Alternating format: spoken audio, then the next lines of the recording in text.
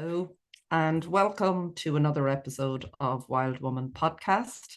I'm delighted today to have a lovely guest with me, Janette Lambe from Monaghan in Ireland. For those of you who maybe are not from Ireland, it's a beautiful spot. I've been there down through the years. Janette is a herbalist and an iridologist, if I'm right in saying that, Janette. So, firstly, can you just start by telling us exactly what your work involves? What does that involve, being a herbalist? Yeah, so it's basically being almost like a conduit for the herbs. So by studying herbal medicine, I never really studied how to fix people or how to make things go away. You kind of study how the herbs interact with people and how they support them in the ways they need to be supported. So that's what I consider my job to be. So if somebody comes to me with some type of an ailment, I try and choose the herbs that they need. Really, that's kind of what I see my job as somebody who can kind of communicate between the herbs and the people and get the right herbs to the right person, if that makes sense. So and then the rest is up to the herbs, and I always say that to people. There's nothing I personally can do for you. All I can do is give you the herbs to hold your hand, and between you and the herbs, you're going to figure it out. So, you'll have a certain amount of work to do on your own, and then the herbs will be there as your guide to hold your hand along the way. So, I kind of see myself as the coordinator of that. So, I'm sure there are lots of other herbalists who would describe it in many different ways. And I think that's the beauty of herbalism. There's so many different types of herbalists out there who treat people in different ways and have different ways of doing things. But for me, that feels the most natural way of going about it, if that makes sense. No, it's lovely. I love that. You know what it sounds to me? It's very empowering. In comparison maybe to traditional allopathic medicine, where it's like you come to somebody and they fix you. This is putting the power back with the Yeah, person, isn't it? exactly. Really? Yeah. And it's reminding people as well that the body is inherently healing. It is a self-healing organism, and it does a really good job of doing that if it's given the right circumstances. So I think that being a herbalist it's really important to understand that and to know that the person is fully capable of overcoming whatever it is that they're experiencing if they create the right circumstances for that to happen. And then herbs are really just the cherry on top that kind of act as the catalyst to make that happen more easily, if that makes sense. Oh, it is. It's lovely. I love that description actually, because I wouldn't say dabbled is the wrong word in herbalism, but I have, gone to a herbalist, and I went to one actually when I was going through treatment for breast cancer, and they prescribed herbs to support me. And I sort of found as I went on that journey, I'd be more inclined towards that more holistic self-healing approach to my health now, than I would have been. And what led you to herbalism? What started Yeah. that journey for yourself?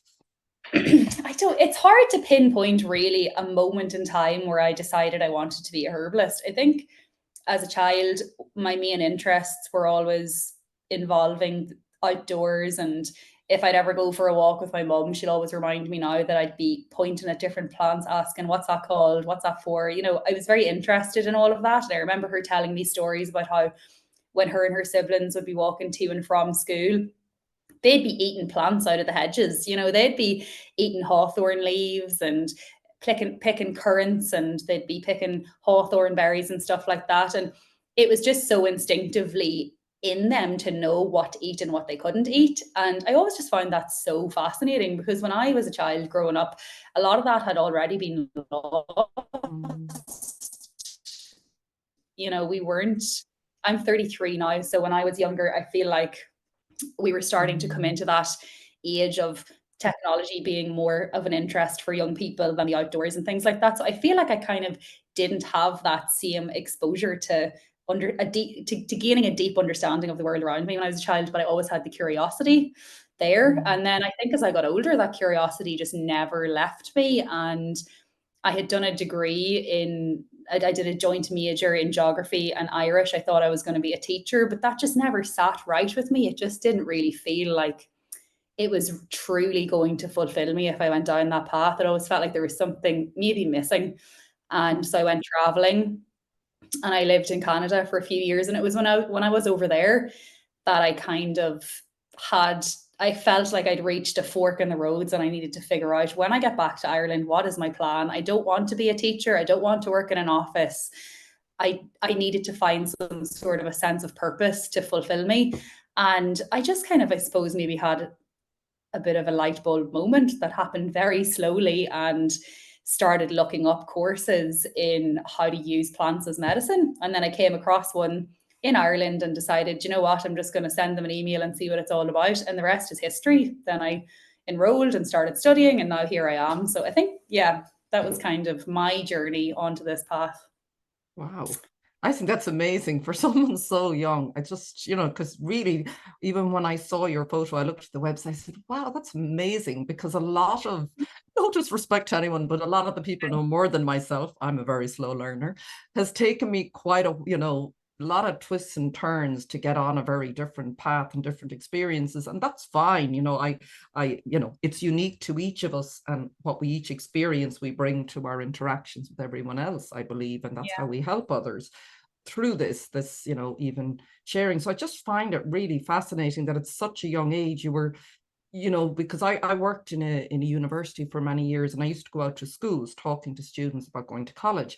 And that was the one thing that really got me in the end was, oh my God, the stress and the pressure and points. And I was meeting a lot of students who were saying to me, I really don't want to do this course, but, I feel I have to. It's where the jobs are. And so, like, did you have you obviously had a quite supportive environment, or just yourself? Are you quite a strong, sort of focused character that made that decision and didn't feel the pressure to conform? Yeah, well, I suppose I obviously did feel pressure to Mm. conform initially when I was leaving school, because I dropped out of college once and then went back and did another course and then never did anything with it. So even though I am quite young in terms of, when I compare myself to other herbalists, I do know some other herbalists around my age, but they are mostly older and came onto this path later in life. But I suppose I did have some of my own twists and turns along the way. Like, I originally enrolled in a course in landscape architecture in UCD. I dropped out after a semester, and then I went back and I did my joint major in Irish and geography. But I really, even though the course material wasn't difficult, and it's not that it's not that I struggled with the course, but I struggled to make myself feel enthusiastic about the course, if that makes sense. The work was fine, but it didn't bring me any spark of joy. So it ended up taking me an extra semester to get that course done. I failed a semester because I just didn't have the enthusiasm to really put my all into it. So obviously there always was something missing, I think, in hindsight. When I look back, at the time, I just felt so lost and so riddled with guilt, because I felt like I was squandering my parents' money, who had paid for me to go to university and do this course, when deep down I knew I didn't want to do anything with it. But in hindsight, I think it all really happened for a reason, because I think to go in to study herbalism straight out of school is probably not the best decision, because I think there is so much depth to it in terms of how you learn about yourself spiritually and emotionally when you do a course like that. I don't think at 18 years old I would have been ready for it. So yeah, I think that's what kind of, in hindsight, was meant to be for me. And I do have a very supportive family as well. As soon as I told my mum that I wanted to do herbal medicine, she wasn't very surprised. I think probably maybe she was happy for me, because she knew, okay, well, this makes sense, because this actually is an interest and something I can see you doing. And then I had a completely different experience of education when I studied herbal medicine compared to when I did my joint major, because the enthusiasm was always there. It never left me. I never felt like it was an uphill struggle to learn or to do assignments or to go down to the clinic for my clinical practice. All of it was so enriching and so interesting that I almost felt like a sponge, that I didn't even feel like I needed to work really hard. I felt like I was so interested in it that I just easily absorbed all of the information, if that makes sense. Oh, it does, yeah. Yeah, so there was a bit of everything. Yeah, so I had a supportive environment. I'd been through my own twists and turns, and then I just knew, something clicked inside of me, and I just knew, this is it, this is right, and this is where I'm going. So a bit of everything. Fantastic. I just hope, you know, that is just so lovely to hear, you know, and I think for any young person listening, or maybe a parent of a young person who, I think all parents, you know, want the best for their children, and I suppose are just, there's this pressure to conform to, this is the way it has to be for you to be a success. So for you to talk about the joy and finding something that you loved, and it's yeah, and that you're just soaking it all up. I mean, I think Spark Joy, I remember that book. I don't know if you've ever come across that book, Spark Joy, where it's to do a lot with, you know, looking at the things you own, and even Okay. clothes, and you know what sparks joy. So I just think that's Yeah. beautiful, that is possible. Now, you know, I think we're led to believe that isn't possible sometimes, that it has to be Yeah. struggle and strife, and for you to be doing something you love is such an example. I think it's just such an inspiration to any other young person, even if herbalism isn't their path, but it's to know there is a path, and there is a path for everyone. Thank you for sharing that.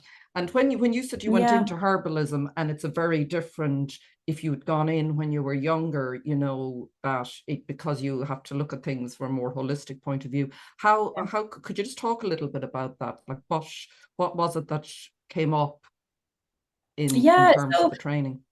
I think because I didn't really know what to expect from it. I thought we were going to learn about herbs in an allopathic way. You know, this is this herb Mm, and it is used for X, Y, and Z. That was my idea of what it was going to be like based off of my previous experiences. That was my only reference point, was the conventional education system, but I was so wrong. And when I started doing it, it just a bit of an interest in, you know, I would have, you know, there used to be like an angel shop in Monaghan town, and when we were younger, we'd be walking to the library from school, and we'd always go into the shop and be looking at all these books and asking the woman who owned it, could she see our auras and all this stuff, you know. So I kind of had an interest in that kind of world, but never had really exposed myself to it. And when I started studying herbal medicine, and so much of it was about spirituality and how the body kind of keeps the score of how you're feeling emotionally. So by paying attention to your physical symptoms, it's really trying to teach you what's going on for you emotionally and spiritually, and how you need to look at yourself. So looking at your physical symptoms as guides to bring you inside, if that makes sense. So that whole idea mm, just cracked open this world of, okay, wow, mm. so it's not just about treating physical symptoms, it's about treating the whole person, and understanding that the spiritual, the emotional, and the physical are inextricably linked. And that's a lot to wrap your head around. And it requires a lot At of. what age were you? Sorry if you don't mind me asking So when when I you. started, so I'm 33 now. So I started the course when I was 26 or 27. So Wow. I was actually coming towards that. You know, the way they say every 7 years you begin a cycle of life, it's kind of like shedding an old skin. So I was edging towards 27, which was going to be that 7 year period of renewal. And I feel like in hindsight, this was kind of the beginning of that starting to happen when I did this course. And yeah, so I think for an 18-year-old, of course, like 18-year-olds are adults and mature in their own way, and but it's just the fact that there's still so much self-discovery going on at that age. I think maybe you nearly have enough going on without having to then, I think for me anyway, I would have had enough going on at that age without starting a course that was asking me to look at this multi-dimensional world where the physical, spiritual, and emotional interact at the same time as I was going through my own kind of late teenagehood years, if that makes sense. So I Yes. think that's why, for me anyway, it was better to start the course later on, because it really did change me. Mm, Even the reading material on the course, a lot of it opened my eyes so much. We were asked to read it was a suggested book to read, was The Anatomy of the Spirit by Caroline Myss. I've read that. So Yeah. that book genuinely changed my life. Like I feel like I was a different person after reading that book than I was before I picked it up. So it was just a very transformative period that I feel required a certain level of maturity and level-headedness that I personally didn't have when I was coming straight out of school. Yeah, but you had it still very young at 27. Still learning all the Yeah, time, you know, and I yeah. think that Yeah, I still feel like I'm learning, even though I've finished the course. I feel like I'll never be done because there's just so much to it. It's never ending. And I think that that is a really important lesson that I learned throughout doing the course, was to always be teachable. And that just really struck a chord with me. I always had this idea that when I finish this, then I'll be like this, and then I'll, know everything. And I think in hindsight, that really held me back a lot when I was younger. And I always felt like if I didn't know everything, that I was a bit ashamed of myself that I didn't know more.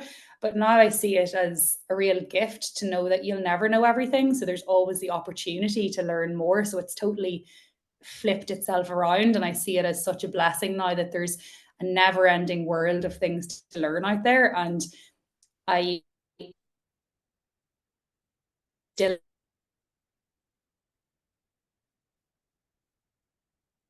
fully matured. I still haven't, that doesn't feel like a pressure on me anymore. That feels like such a positive thing to know that there's always going to be more to do and more to learn.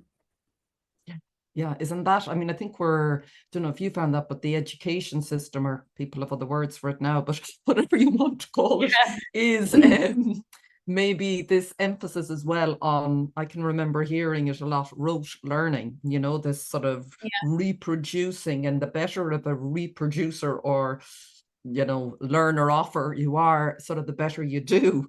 And that puts its own pressure, where what you describe is what I'm finding really only in the last few years, that once you sort of understand that, there is more to you than just the body, mind, there's this greater spiritual and multidimensional aspect to you, you see that it's infinite. So what you're describing there, this being teachable, is that it becomes really exciting, doesn't it? Because you're always, as you said, with the herbs, you're sort of going through more layers and more layers and more layers and more layers. Or have you found that through, I mean, obviously your study, but also working with clients? Is there definitely. Yeah. Yeah. And I think really it only all started to come together when I started seeing clients. My perception of the type of herbalist I was going to be and the way I was going to use herbs was totally different.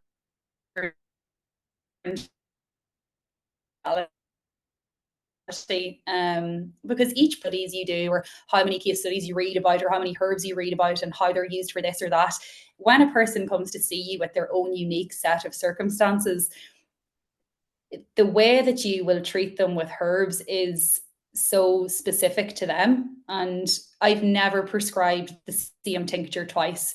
You could to me saying that you're suffering from arthritic pain, and the next person that comes through the door could be the same age as you and the same gender as you and is also suffering from arthritic pain, but they will not be prescribed the same herbs. It depends on so many different factors that it's actually 9 times out of 10, I'm not treating arthritis, I'm treating something else. And that's just one example, but it's the same for every ailment, whether it's, a cough or a cold or insomnia or whatever it is, somebody trying to lose weight. That's never what I'm treating. And that really was eye-opening for me.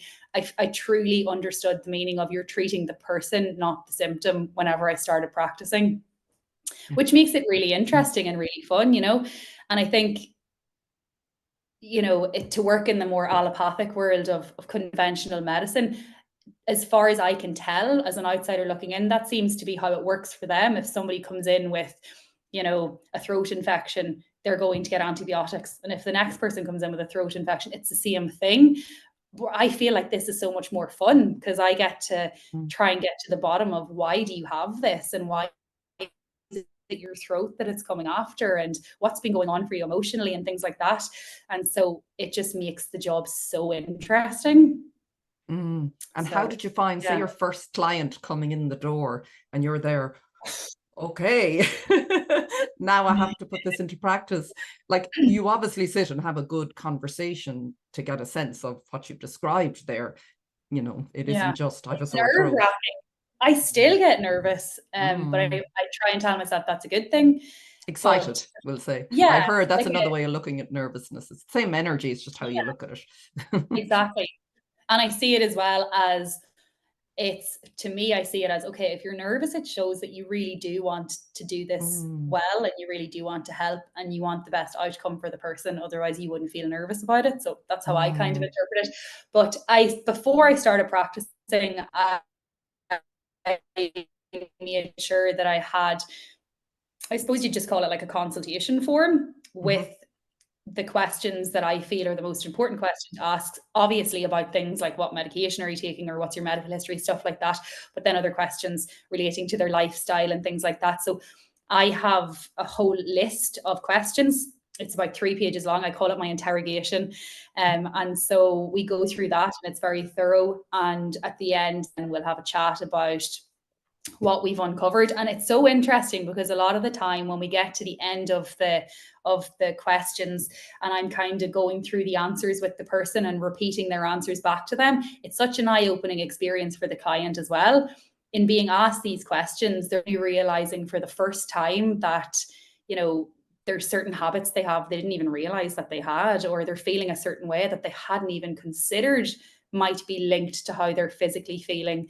So it's really cool to see that unfold in the person as we go through all of that. But it's as exciting as fun as it is. I still do get a bit nervous before and even after, thinking about them, hoping that they're doing well and hoping that the herbs are doing their job for them. And I remember every client, and sometimes I'll think about them randomly when I'm sitting there drinking a cup of tea before bed, and I almost want to pick up my phone and text them. Oh, that's lovely. And ask them how they're doing. So, yeah, so it's really nice to get to be part of all of these different people's journeys and see how it all unfolds for them. So it's a very, very, very rewarding job. And I feel like I have won the job lottery. I just, it doesn't feel like work. It just feels. You found your mission, as they say, or your purpose, or whatever, it is for. But when you describe that, what sounds, I'd say, as well as people hearing back what you're saying, that maybe they hadn't thought of it, or the types of questions they're being asked, but also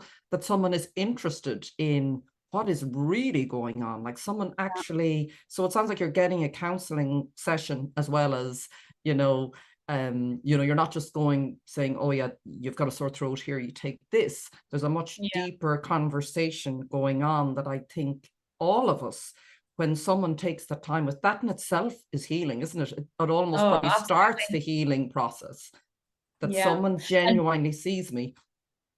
Exactly. And people ask, how long will it last for? And when I tell them probably about an hour, they're stunned. They're thinking, what? How is it going to take an hour to just, because nowadays, if you go to the doctor, you're restricted to a 10-minute window of time to discuss whatever is going on. And 9 times out of 10, I'm there after the hour, like, okay, we have to wrap it up now, and I'll see you again next time or something, because the time goes by so fast. Because when you give people the opportunity to speak about everything that's bothering them, whether it's an emotional thing or a physical thing, there's so much to unfold, because we all have so much going on, and really the hour just goes by in a blip. And you can just see how healing it is, even if the person doesn't take herbs, even if the person doesn't, implement any of the suggestions that I make in terms of how they can improve their lifestyle or this or that or the other.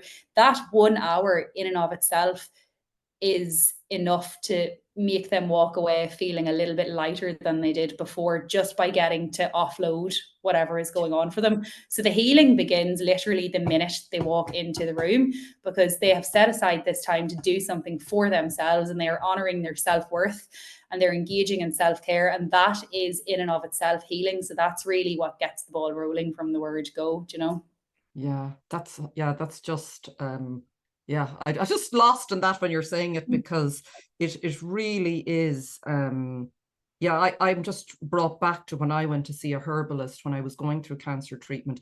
And I think that I dealt with it all very holistically anyways, but I can remember going in to see her for the first time and being about an hour and a half, and her asking me nothing really about cancer. She was asking me how happy I was, what did life mean to me?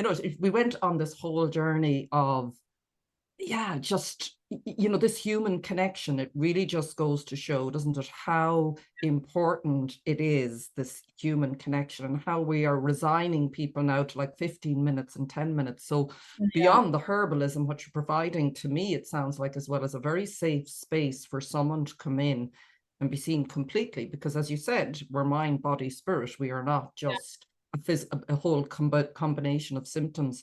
And can I ask you just as well, so people who have found you and come to you, do you find there's a particular, journey that has led them to you, like they've gone to a doctor first or they've gone somewhere else, or what generally is is there a common sort of thread maybe? And I've never thought about that before, but if I think about it now, I think, yeah, a lot of the time it is they've been to the doctor and they've tried this and tried that, but their symptoms still persist. Yeah, actually, now that I think about it, most of the patients that I get are people who are almost at their wits' end and, have gone down the route that they thought would help the quickest and the most efficiently, and it just isn't clearing up for them. So yeah, I think that is the main common thread, the common denominator between people that come to me. Or it could be people through word of mouth, which is the most exciting type of person to get, because that somebody else had an enjoyable experience and wants to share that with another person. So I love getting those. So, but yeah, that would be the two main people that would come. And I don't want to sound like this conversation is in any way putting down people from that come from a conventional medicine background, because I believe that they're also doing the best that they can with what is in their toolkit. And we come from two very different backgrounds. I am not a doctor. A doctor is not a herbalist. We don't look at things the same way. And I don't like whenever people try and pit the two against each other. So I think, I don't want it to sound like I'm saying, people don't get enough time with their doctors and the doctors don't listen to the doctors, because that's not the case. They really are trying to do the best with whatever time slot they've been allocated and with whatever information they have at hand. So I just wanted to make that clear as well. But I just think that a lot of doctors themselves even, and there's some books that I've read, there's a book called Clean. It's by a doctor and I can't remember his name, but he's a medical doctor who describes it really, he sums it up really well. He talks about how conventional medicine is really, really good at treating acute problems, but when it comes to chronic health issues, there's just massive gaps in how they go about doing it. And I think that's where, a more holistic approach can really complement an allopathic approach, if that makes sense. Yeah, no, I totally get that. And I think for most people, it's the system, if anything, we'd be maybe critical of rather than the people in it, because I think the majority of people in whatever field you're in want to help people. I would feel the same myself. And then it comes down to a personal choice as to how do I, like what I love about what even you describe as the beginning is it's an empowering experience. So at the end of the day, it's up to each of us. Whatever you choose, if that works for you, that's absolutely fine. But to be fully informed in it, what I had heard somewhere is that the natural chemicals that are available in plants, I presume that's what you're working with, that something like 80 to 90% of pharmaceutical drugs are based on their synthetic versions of natural chemicals. I mean, that just blew my mind. If anyone was in any doubt as to the power of nature, I mean, nothing trumps nature. I don't care. Regardless, we may use things for different purposes, and that's fine. But so, is that true, or is that your? No, it is, and perspective? It was. So when I studied herbal medicine, we did a lot on botany, which kind of looks at the different chemical constituents that make up plants. And like you said, when you compare some of those chemical compounds to the chemicals that are used in pharmaceuticals, the pharmaceutical versions are, like you said, the synthetic versions, but based off of what's found in plants. And there are some really good examples of that. For example, aspirin. We all know aspirin. It's the little dissolvable pain thinner. A lot of people will take it as a kind of low dose blood thinner. It helps with headaches and things like that. But they discovered aspirin through herbs. So herbs like meadowsweet and birch are both naturally really high in salicylic acid. And salicylic acid is one of the main synthesized ingredients in aspirin. And that was discovered through plants. So there's loads of examples. So birch tree is really good as a pain reliever. And the chemical constituents that make up the medicinal properties of birch all balance each other out in a very harmonious, synergistic way.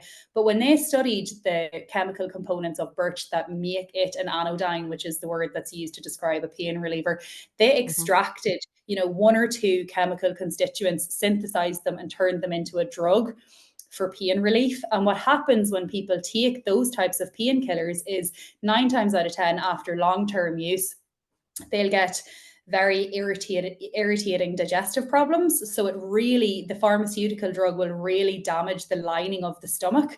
So they'll oftentimes have to take then another drug to counteract the side effect of that.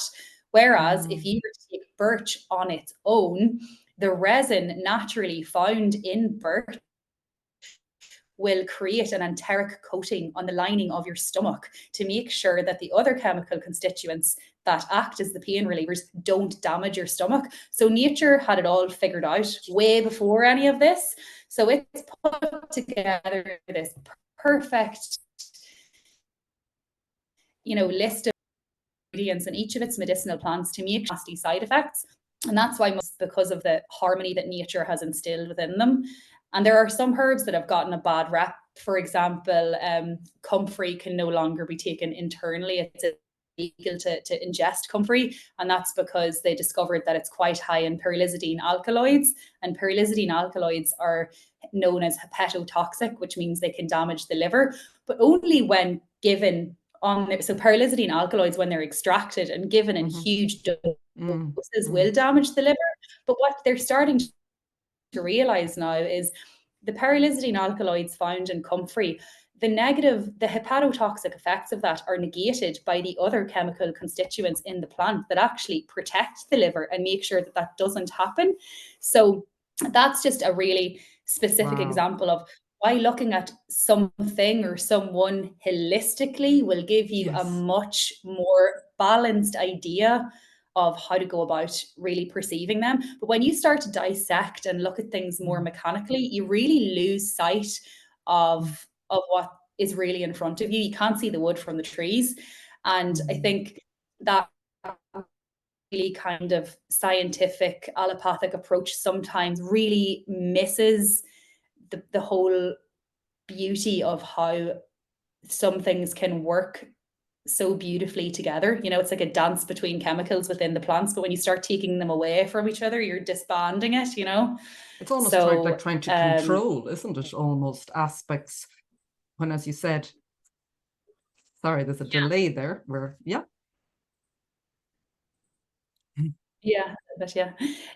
no, it's like somebody described it one time as when you start extracting chemical constituents out of plants and then trying to synthesize them into pharmaceutical drugs, it's like removing all the vowels from the alphabet and then not being able to spell any words. And I just think that that's such a good way of looking at it, Oh, that's a very good way. Yeah, because so, we are not one thing. Exactly. But I think even the way that pharmaceutical industries are looking at plants and have always looked at plants for inspiration on how to make their own medicines, even though they would have a lot to say about using herbs for health, I mean, it almost is reassuring in a way to know that, well, obviously the herbs are massively beneficial and really healing if that's what your reference point is for making pharmaceuticals, so the proof is in the pudding. They wouldn't be doing that if the herbs didn't work in very healing ways. So if you just look at that, then, it speaks for itself. Herbs are just so powerful. They're so healing. They're nature's medicine. They've been there long before we have. And thankfully, there seems to be a reawakening to that. And so many more people are now interested in learning about how to use nature's own medicine cabinet as opposed to going down the more pharmaceutical route. Yeah, like it's hundreds of years. It's the same. I interviewed a homeopath, and it still blows my mind that, and sometimes annoys me when you sort of see the beautiful, like when you describe your mother or your grandmother in your family, people walking along, in laneways and picking up and knowing about the plants and being that connected, because it just seems to me that in any respect of life, the more disconnected we become, and nearly in our little houses, I think Rena, who I interviewed, described that in our little boxes, the more disconnected we become, we lose sight of what we are and how interconnected we are, and everything is dependent on everything else. I think we end up in a quite dangerous territory when we start to lose sight of that, don't we? In terms of our health and the environment and everything. I actually read, this was another thing that inspired me to become a herbalist. I don't know if you've ever read, they're a set of novels. It's called the Earth's Children series by J.M. Ool, her name is. Yeah, so it's historical fiction, and the author she's not a herbalist, but she has a massive interest in medicinal plants and how they're used. And so I read there's 7 novels, and it's about one of the first Homo sapiens to arrive on Earth and how she coexisted alongside the Neanderthals for a period of time. And it talks about everything she learned from them, and she ends up becoming a medicine woman. And the books are steeped in the history of herbal medicine, as it talks about the different remedies that she uses to treat people and this and that. And it's a really interesting story woven through it as well. But in the prologue of the book, where the author speaks about her inspiration, she talks about how she went to visit one of the oldest caves in the world, known to have men inhabited it. I think it's thousands of years old. It's ancient, prehistoric, and there's cave paintings on the walls in there and everything, and very little has changed around the cave since it was first discovered. So whatever is growing there now is most likely what grew back whenever there were early humans living in it. And she said there were these swathes of nettles growing all around the entrance to the cave, and she just had this magical moment where she just instinctively knew that these people would have used those nettles for all sorts of different things, for spring tonics and for mineralizing themselves. She just had this feeling of, I just know that they were using these plants at that time, because what else would they have done? They would have known how to use all of these things as foods and as medicines. And I just thought that was so fascinating to know that for so long, this is what we have been doing. And back then there was no even concept of making medicine pharmaceutically. That just would have been totally alien to them. And I just yearn for us to be that connected with the world around us again. I just think the world would be a much better place if we paid more attention to those sorts of things. Yeah, but I think, and it's lovely to see someone so young. I keep like, God, I make myself sound so old, but it is lovely, because I really believe that younger people, we don't, even when I worked in a university and I was out visiting thousands of students throughout the years, that's about 10 years ago, and I always felt like how amazing young people are. They get such a bad rap off, and I never met one. I just thought, wow, how inspiring and creative, and what they, their hopes and their dreams and everything. And I do think that's reawakening, like just even to listen to you. But it's reawakening in me. I think it's reawakening in nearly every person I meet. It is not sustainable. And particularly when I was faced with cancer, and I'm so grateful to that, because it absolutely brought me exactly where you describe, into a real knowing of the mind, body, spirit connection that I always had and forgot. And I think this is what's happening. It's so important to have conversations like this, because it's not even you're teaching somebody something. It's like what woke up in you. It's there. We are nature. We are made of the same substance. So it's like someone just giving you a little shake and going, you forgot. Here I am. And like what you described, it's natural. It's not something that you have to like, even you describe in studying it, how natural that was, versus maybe learning off something that you were told you need to turn off for exams. I mean, it's really, it feels like there is that awakening. Do you sense that with people who even come to you, or people your own age? Do you have a sense of that?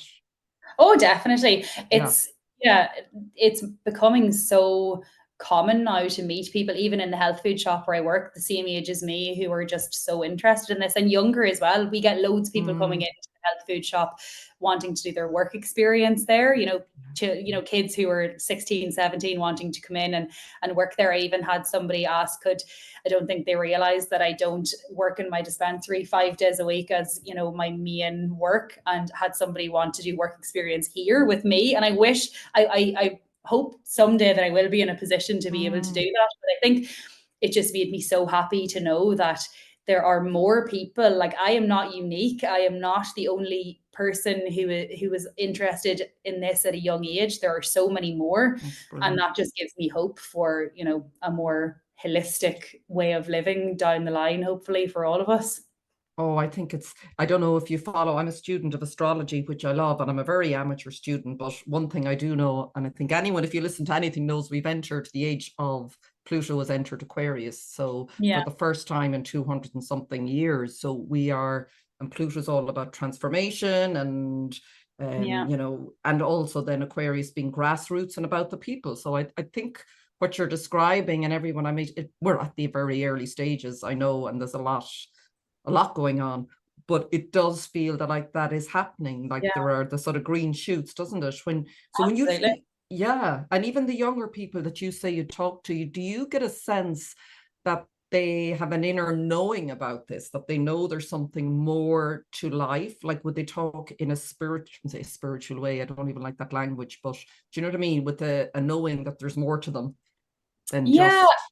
I think so. Even I have a nephew, he's 21 now, but when I look at him compared to what I was like when I was 21, he just seems to be much more aware and more grounded, and he seems to have much more of an interest in understanding. You know, he's very into his politics and policies, and making sure that the world is a more fair place to live in. And that's a massive part of his identity and a massive part of his mission.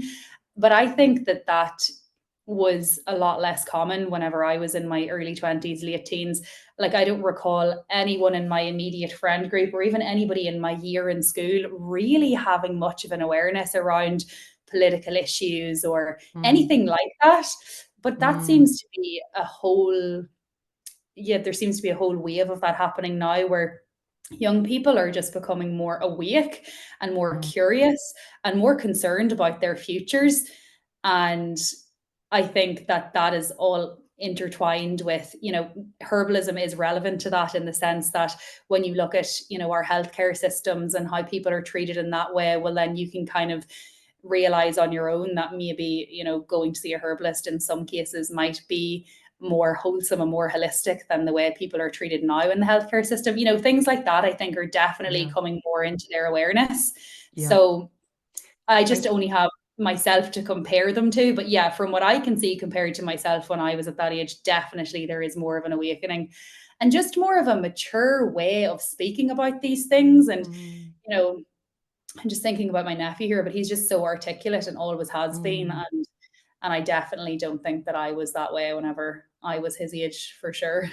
Yeah, that's just, well, definitely, even in comparison to my age, it's and I've younger nephews and nieces, and just to listen to them and see them and go, often what we're told is very different to the reality. I think there's a very loving, balanced, accepting sort of, there's a whole different sort of energy that's rising up that you don't always get to see if you're looking at, you know, social media or mainstream media or whatever, which I don't, but you know, it's lovely. The reality is very different. It's important to, isn't it? And the fact that you describe someone, that physical interaction of sitting with someone for an hour is almost nearly unheard of, unless, you know, as you said, yes, that's the system with medicine. But I heard I only came across him recently, this man Rick Rubin. He's sort of a creative guy that's been, I think, the music industry. He's in his 70s now, and he started a podcast, and I just heard him this morning say, they said, can you describe, he said, well, what are you looking to not even achieve, but he was talking about even having friends on, and people were saying, it's a bit strange, you know your friends. And he said, no, he said, I've never sat for an hour and actually asked my friend all these, he said, I got to know, I thought I knew people. So it's very, I just found that really interesting. Like, when do we do that? You know, we're usually over and back, you know. And there's the same amount of time now as there was a million years ago. Time hasn't changed, but it really feels like there's less of it. I think we all feel that in these current times. We're all chasing our tails and feeling overwhelmed and so busy, and it feels like, oh, you know, time is a precious commodity, and it is, but there's still the same amount of it now as there always has been. And I think we can kind of lose sight of that sometimes and forget that it's okay to slow down and to go at a more comfortable pace and to do more things that honor your own interests and, look after yourself in whatever way feels right to you to do. But we just don't even give ourselves the time of day to think about these things anymore. And I see it all the time with people that come in, when I ask a lot of people, what do you do for yourself to unwind? That question is really difficult for people to answer. They don't know what to say a lot of the time. I don't know. I don't have time to unwind. And it's really sad to see. And it's really nice to be a part of getting them to find a way to carve some of that time out to do that for themselves. And that's a huge part of healing as well. So obviously, yeah, the herbs are at the forefront, but all of these things are so important as well. And I always tell the person, the herbs aren't going to work unless you do all these other things as well. It needs to be a holistic approach from your end as well as mine. But yeah. So could you describe as well just a little bit about, so say you make up a particular concoction or tincture depending on that full person as opposed to just a symptom, and they go away with that. How do you just describe, like, it obviously does it works with the natural chemicals in your body and affects you, I presume, because I've worked with them, like emotionally. And so talk maybe a little bit about, for someone who's maybe totally new to this, what can they expect if they were to say, Okay, so I'll just use an example. If somebody came to me with, let's say, digestive issues, well, digestion is emotionally connected to your processing of your feelings, because your digestion is your processing unit. It processes all of your food. So the emotional implication of that is, how are you processing your experiences? How are you processing your emotions? And that's why things like IBS, medical experts are now saying people who have high stress levels are much more likely to end up with something like IBS. And when you look at that, it's so clear, like they're not processing their feelings and emotions in a productive way. And as a result of that, their physical processing unit is suffering. So if somebody comes to me with digestive problems, that's always something I look at. Like, what do you do to really tap into how you're feeling? Do you pay attention to those things? Oftentimes, a really good thing, a really healing thing for somebody with digestive problems is to journal or to meditate, because it will force them to really look at their feelings and their experiences and how they're going through all of those. So that would be the kind of one of the emotional steps that we would take together. And then in terms of herbs, well, then yes, I would give them herbs like lemon balm and chamomile and mint, really soothing herbs that are going to help to calm the whole digestive system down. And they will work physiologically by really interacting with the chemicals in your body to make sure that you're able to, assimilate nutrients from your food more efficiently, reduce things like bloating and cramping and diarrhea or things like that. The herbs will work on a physical level to help with physical symptoms, but they'll also work on the emotional level as well. And oftentimes when people come with things like digestive problems, which is so common, once they start taking the digestive herbs, the physical symptoms start to assuage, and then emotionally they become different as well. They become more intuitive and they become more aware of their own sense of self, and they'll start to have these epiphanies around things that have been really bothering them for actually quite some time now, or something from the past that's really been locked away for a long time and it's come to the forefront now. And through taking these herbs and overcoming the physical manifestations of their pain, they're also simultaneously overcoming the emotional manifestations of that. So they're very closely linked to each other. But yeah, so that's kind of how I treat a patient that comes to me with something like that. But it's amazing to see how quickly sometimes herbs can work for something like digestion is a big one. You can see that turnaround so fast in people.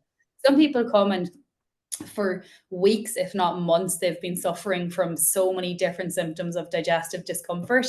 And, after a week or two of being on herbs, sometimes I'll get a text saying, I cannot believe that I'm able to eat things that I haven't been able to eat in, a year or two, or, my jeans suddenly fit me again because my stomach isn't as distended, or, I'm going to the toilet every day now compared to going once a week before that. It just is amazing to see how quickly they can get to work. It's really, they're really but magic. I love how you describe as well the and I've experienced it with other sort of natural treatments where, as you said, you come in and there is some sort of, naturally that the physical relief happens, but the emotional epiphanies or insights that you describe, it's so amazing, because I had something similar with hyperbaric oxygen therapy. That's something I'm sort of using, and there's a lovely centre in Ireland, Live 5D Health, which I'll mention, I'll be getting involved with. But in that experience, it's exactly what you describe, in that your body is given the space to go into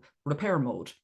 And as a result of the physical shift, I can remember coming out and feeling, I don't know if this sort of corresponds as well, almost a spaciousness in me that was never there. And it sort of opened up, as you said, myself to greater insights and understanding and perspectives, because maybe the stress of the body is given some ease. Was that how you would look at it? Because the body has been given some relief. All of you then starts to come into this sort of relief and release. Absolutely. And I have to warn people, sometimes you might feel like this worse before it gets better, because it can sometimes bring up a lot, especially if you're treating someone, say, for example, you suspect that maybe their liver is doing a bit of overtime, maybe they're eating a lot of foods that's creating a lot of extra work for that organ. And the liver is the organ that is the emotional home for anger and repressed rage, but also positive emotions like passion and finding your voice and your assertiveness and your decisiveness. Things like that are all associated with liver. So when somebody comes in and it's time for them to do a little bit of a detox, it always comes with a warning. You will feel amazing after this, but in the initial stages, you might notice yourself feeling a little bit irritable or a bit snappy, or things like that might come up for them. So sometimes they can get a little bit ugly before it gets better, but that's all part of the healing as well. It's not all rainbows and lollipops. There are, shadowy sides to it as well, but that has to be addressed to get to a new place in your life, Absolutely. I love that you said that, because that seems to be, I found that I remember going to someone and them saying, feeling pain, the pain is leaving you. It's whatever is leaving you. It's not arriving. And that it's such a mature way to look at life, and I know it to be the case through experience. It is duality. We live in a world of duality, black and white and dark and light and good and bad and whatever. So that is the experience of life, but we're somehow conditioned or led to believe that we should be aiming for this sort of, steady, always smiling world, whereas there's such beauty, isn't there, and richness that happens when you start to do that. Like you said, you have to keep, like, I find that emotional detoxing is part of my everyday life now. It just is. And when it shows up, I know what it is and I'm not so afraid. So does that become, I think that's a really important educational message for people to know that, it's one, that you can. And do you find people are open to that? So when you sort of explain, look, this is part of the healing process, that they get it? Most of the time, like, it can be scary for me too. It can be scary for both people, for me and the client, if, say, for example, they're doing a bit of a detox and I've given them herbs to assist with that, and I've given them some dietary recommendations to assist with that. And if they get in touch saying, I have a splitting headache, I'm feeling really, irritable, I've no energy, stuff like that, it really tests your faith in the whole process. And you really need to, be brave enough to say, yes, this is part of the process. It's okay. You're going to get through it. And not doubt yourself, and try and not let any self-doubt seep into them either, because sometimes what happens is, a slight healing crisis will happen, and then the client will get frightened by that, and then they'll end up throwing the baby out with the bathwater, and they'll think, that didn't work, that actually made me feel so much worse, and then they'll revert back to whatever they were doing initially. So sometimes, yes, it can be a real education to try and guide people through sometimes what can be a little bit of a hairy few days for them, and to have faith in myself that it is going to get better for them. And when you do go through it with them and they come out the other side, it's so worth it to see how much better they feel as a result of just really looking after themselves and allowing their body the chance to heal itself. And like you just said, when you do experience symptoms, it's the symptoms leaving you. That's what's happening.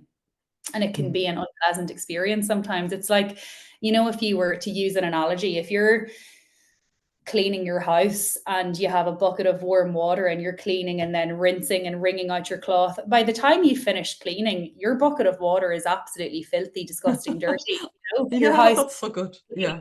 you know, so it's kind of like that. It's like to get to a place where you're feeling really clean and really energized and really emotionally balanced, it requires a lot of, you know, that type of work where it's gonna. Yeah, I love that. It's like even, you know, you cut your hand and they say, you know, it's painful, you know, often as it's healing, the skin tightens and it's sore and it's, but you never doubt because you can see it and you go, Exactly. okay, it is Yeah. healing, but often we don't see it. So we can, I suppose, yeah, assume the worst. But that isn't that the sort of, I just think that reassurance and that sort of message to people is so, because exactly, I can understand that, like if you have clients coming to you and saying, oh my God, I'm going through this pain, but you know, that there are, like, I would be an example of someone who's been through that and continues to go through it and uses other holistic herbs. And I can always say that it is the body's natural, isn't it?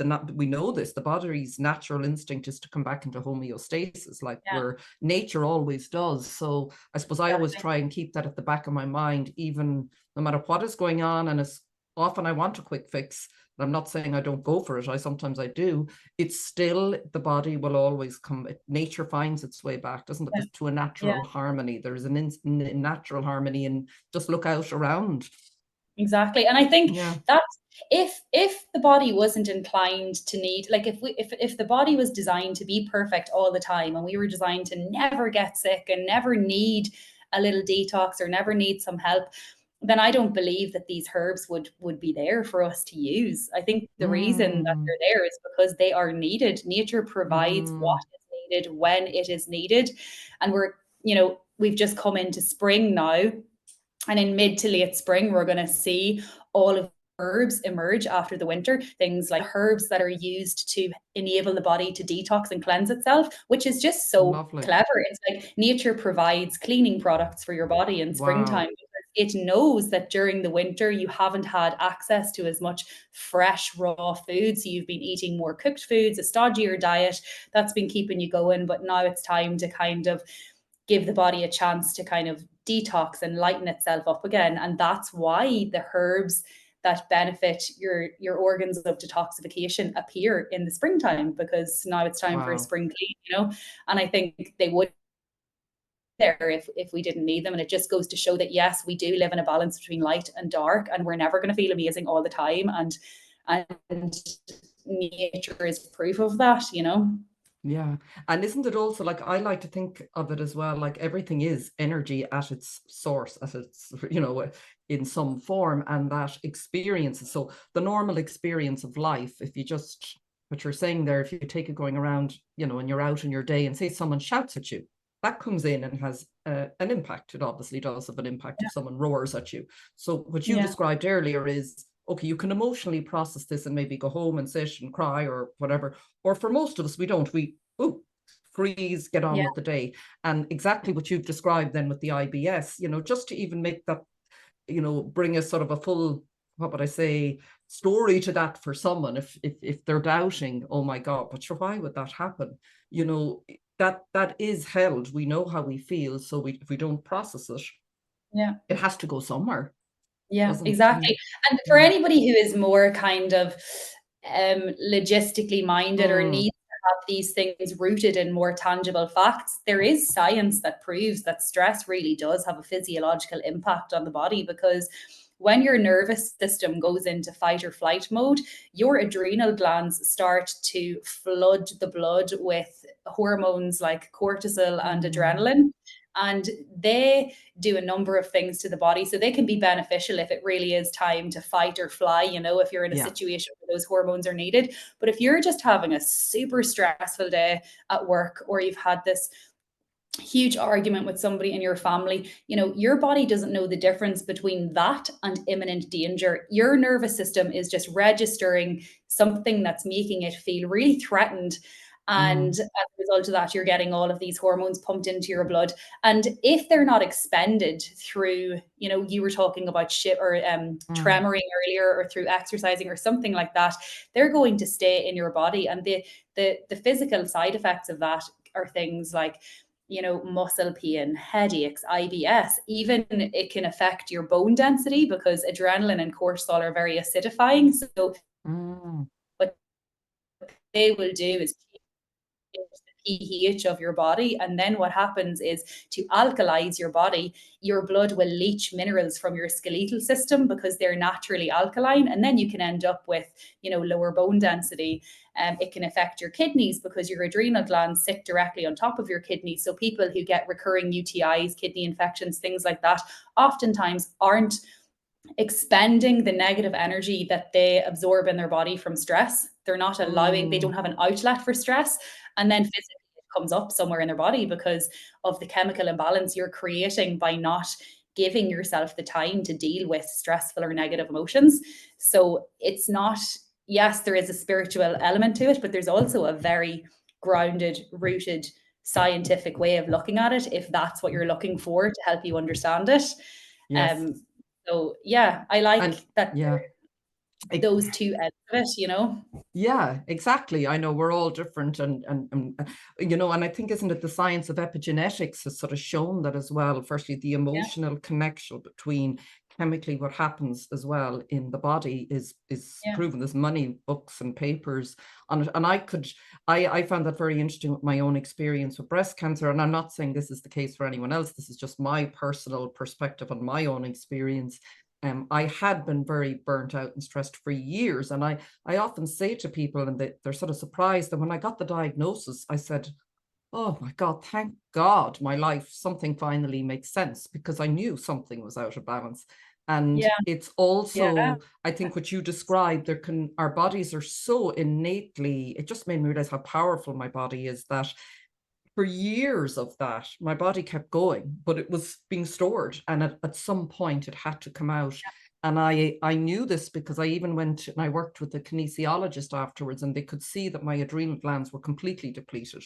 So what you described there in terms of the stress hormone, I felt that. I mean, I felt that for years. So to me, it was very reassuring. If I was ever in any doubt of the mind body, the holistic connection, it was very empowering. I sort of think, as well, as we will sort of wrap up our conversation soon, but we started on something that was so empowering when you talked about herbalism, and you saying to someone coming in, look, this isn't here you go, take this pill and you're fixed, but this is it is.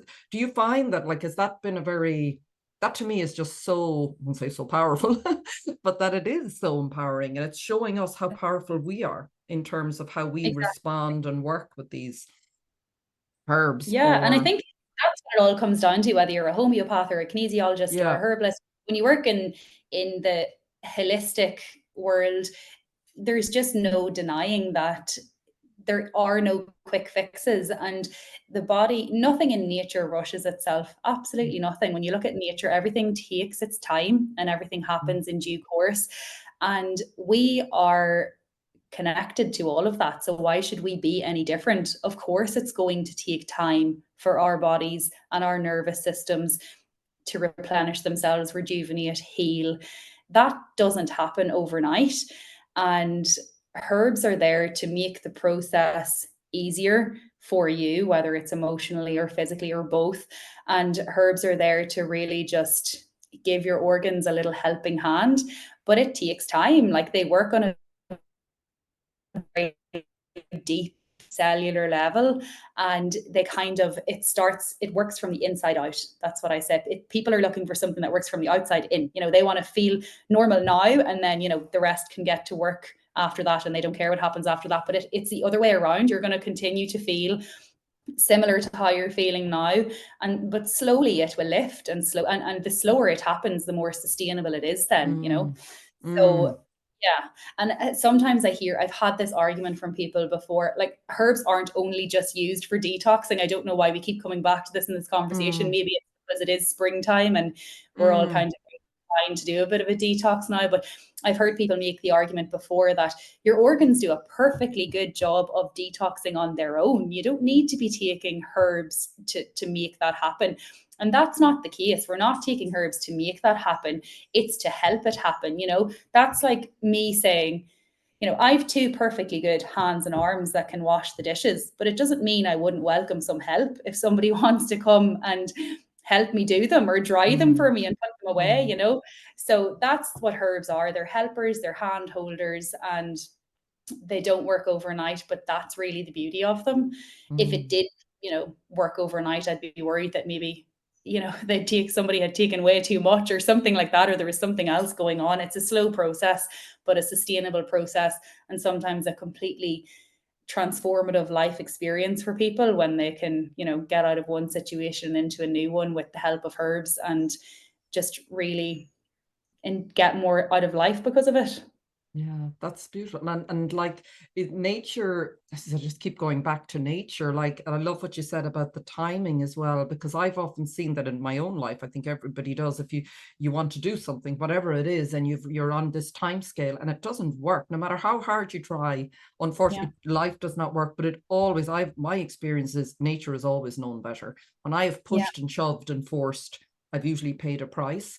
And there was something else I needed to learn or know. And I was maybe coming from it from one perspective. I wasn't seeing the full picture, and nature sees the full picture. And like what you described with the support, that sort of symbiotic, the way we see with the trees. I was always very interested. I read something about how the roots of trees, if they have enough, they'll sort of share their root system and the nutrients with other trees. There's that symbiotic sort of relationship in nature. And that's what I think you're describing there. It's not, oh, there's, my organs can't do their job. No, but this is a lovely, beautiful, symbiotic relationship. And nature benefits, doesn't it? Like the natural environment benefits if we're in a more balanced state and we're not taking out our stresses on nature. And that's the thing with herbs as well, just when we're talking about balance, just to say one more thing, is that a lot of herbs don't work to correct something. So for example, let's take hawthorn for an example. Hawthorn has a regulatory effect on the cardiovascular system and on blood pressure. So say, for example, if somebody comes into me and they have low blood pressure, I'll give them hawthorn. If somebody comes into me and they have high blood pressure, I'll still give them hawthorn, because hawthorn is so intelligent that it creates harmony. It doesn't increase your blood pressure or decrease your blood pressure. It brings it into a state of balance and harmony. And so many herbs are like that. That's just one really easy example, but that's what they do. And that's why they're so safe. It's all about creating balance within the body, not so that the herbs can fix the body, but so that the body can fix itself when it's in a state of harmony. So oh, I love it. Yeah, that's beautiful. And isn't it as well, sorry, when you just say balance, I can remember doing this in a class. It was sort of a coaching type class, and it was talking about it's a moving, like everything's in motion. There isn't like, oh, I'm in balance, great. And it was even talking about finding balance in your life. That's a movable feast, because life is always moving. So what you're describing there, it's not like I'll get to this place and it's done. It's learning how to move with it throughout your life. I think that becomes a lovely dance. I've found in my own life, I just find that you go, okay, this is showing me this. And so yeah, you've really you painted such a lovely picture of herbs. And I like that you say that it's not just oh yeah, I need to detox, or it's doing some job that my body can't do. If you're to leave us with some final words or advice for people now, if they're struggling or feeling stuck, or somebody young, in terms of herbs and in terms of life, what would you big question, well, what would you recommend? In terms of herbs, I would say, and I always say to people, be your own herbalist, because herbs are food and they're everywhere around us. And at every single meal, you have an opportunity to dose yourself with some of nature's medicine. So just use more herbs and see how you feel when you do that. So, at breakfast time, if you're having some porridge, put some nutmeg and some cinnamon and some cardamom into that, and that will have a really healing effect on your body. You've turned your breakfast into medicine. And do the same with lunch. You know, if you're making a sandwich, sprinkle some cayenne pepper on there, some parsley, like use herbs at every opportunity that you can use them. And you are, you know, kind of micro dosing yourself with nature's medicine at every opportunity. And it has a massive impact on your overall health. And also pay attention to what's growing around you. And for example, you know, like I mentioned now that it's spring, all the spring herbs are growing, and ask yourself, why is that growing at this time? And what is it trying to teach me? What is the herb trying to let me know? And do that at each season. So, you know, get to know your environment, and with the change of the season, watch how nature changes around you. You know, look at the berries that grow in winter time and question, you know, what is this berry trying to teach me? You know, like the hawthorn berry grows in winter, and it's a real heart tonic that keeps your blood pumping and your extremities warm in cold weather. You know, it's always teaching us something that needs to be brought into balance depending on where we are in the seasons. So herb wise, that's what I would say, is become your own herbalist. Anyone can do it for themselves. You just need to, teach yourself these little things, and start with whatever's in your front garden or your back garden, or what's growing through the crack in a pavement. Start somewhere and just, use herbs at every meal you can. And then life advice, I would say I don't feel very qualified to give life advice, but if I had to just share something that helped me, it would be that don't try and do something that's going to make you successful. Try and do something that really makes you smile on the inside. That, you know, go back to your childhood and think about what always held your interest when you were young. What did you want to do when you were bored and you didn't have a phone or a TV in front of you? Where did your mind wander? Where did you go? You know, did you go and get your pencils out and start drawing? Did you go outside and start playing in the mud? What did you do? And chances are that is what will fulfill you still today. And if you do that, then the rest looks after itself. That's kind of what I have found happened for me anyway. So I think you're well qualified to give life advice. And I think that's what we do. We share that's just gorgeous, because I found that at age 55, I am now, I'm actually finding more resonance and connection with when I was 3 than I ever have in my whole life. It's like I described, sometimes you have to go back and pick up the lost little pieces of yourself that, you know, through life get lost. And it's lovely that you didn't have to wait so long, and you're such an inspiration, Janette. If people want to get in touch with you, how's best to do that? Do you do online consultations as well as in person, I presume? Yeah, I do. I do online consultations and I do in-person ones as well. And I sometimes have talks that are going on. But to get in touch or to stay on top of any of those things, you can just go to www.themonaghanherbalist.ie, or you can go on social media to Instagram or Facebook, and it's just The Monaghan Herbalist, and you'll find me there as well. So that's where you'll get all the information on how to get in touch. Great. Thanks so much, Janette, for your time. I really appreciate it. For having me. It was lovely. So lovely to talk to you. Take care. Okay. Bye.